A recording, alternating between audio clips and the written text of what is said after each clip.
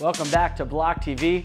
This is Black Hats, where I uncover all the hacks, frauds, scams, and overall bad shenanigans from around the cryptosphere while wearing a black hat.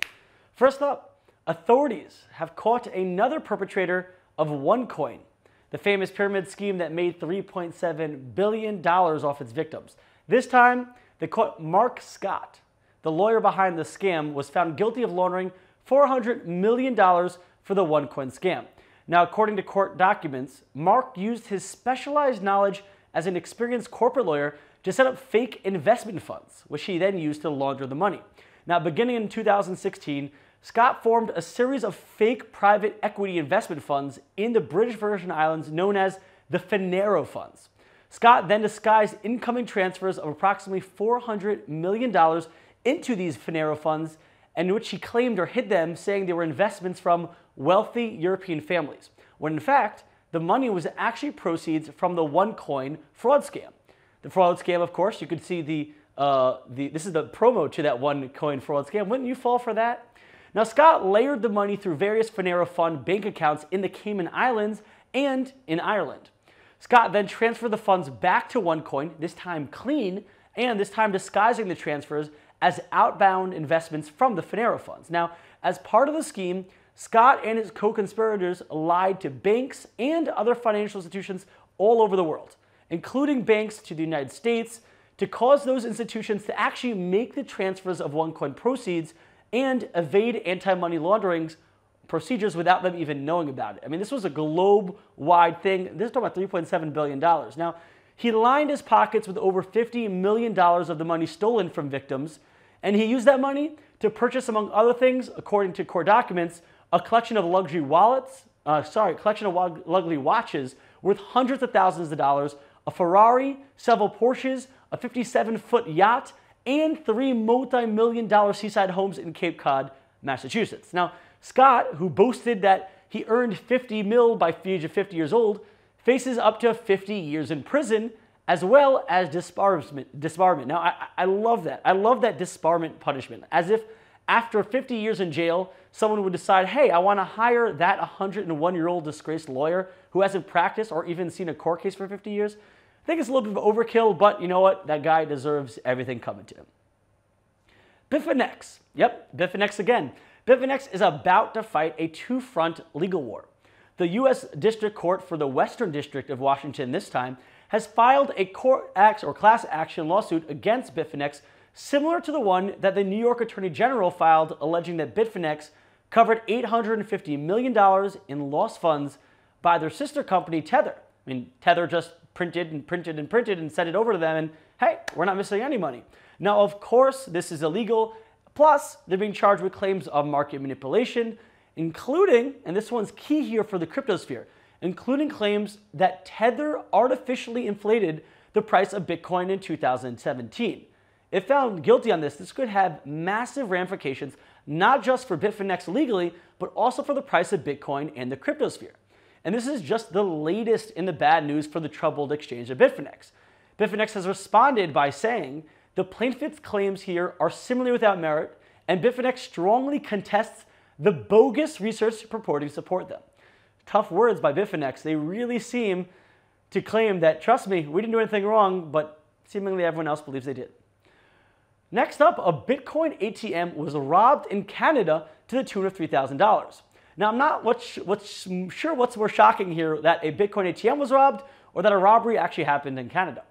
Two masked men broke into a Canadian health food store in Vernon, British Columbia, early morning on Tuesday. Now, they smashed through the windows and went straight for the Bitcoin ATM.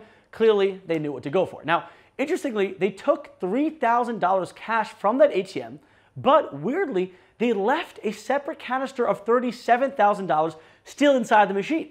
They were there, they could have taken it, and cops aren't really sure why they didn't.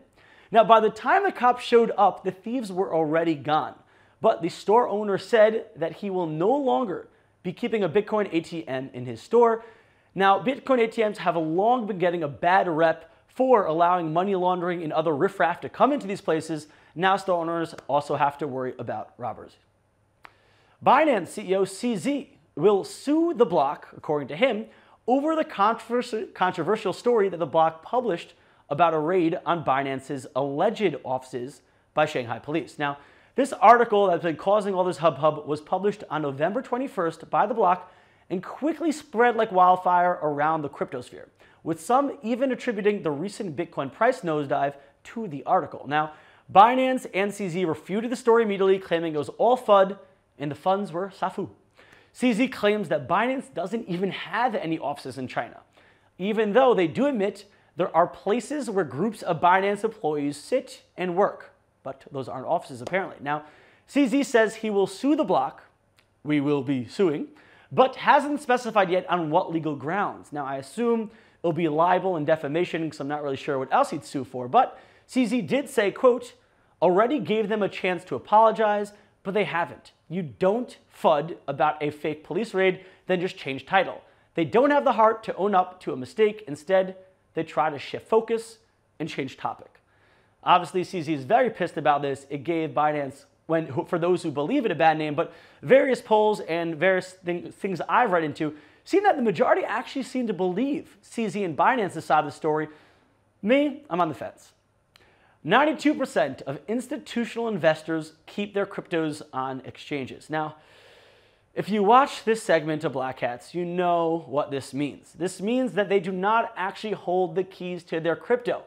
They're placing complete trust in these exchanges not to be hacked, which we've seen time and time again. Not to be shady and run away with the crypto, which we've seen time and time again. And they're putting the trust in the exchanges that the exchange CEO won't die holding the keys to the exchange's cold wallets, just like Quadriga CX. Now, this one was really a shocker to me because I'm the man with the eye in crime here in BLOCKTV. I wear the black hat, obviously. Now, you would think that institutions would know this and would be more on top of their game, as opposed to traditional fiat. Okay, traditional fiat, you're holding dollars, fine. I'll side with you. Sometimes it's safer to use the security of a bank vault than to hold the cash under your mattress. But with crypto, all one needs is an offline cold storage hardware wallet. There are plenty out there. They're relatively cheap. They can fit millions or billions onto this tiny key. You can put it in your wallet. You can secure it anywhere you want. And whenever you want to move funds, you could easily move funds when they want to be traded by putting it online. Now, I really thought institutions would know this and would be better at this. Clearly, these institutions have not been watching my Black Hat segments. So, for all you Black Hatters out there, please tell the institutions, not your keys, not your crypto. Well, that was Black Hats. Stay informed, stay safe, and stay tuned at blocktv.com.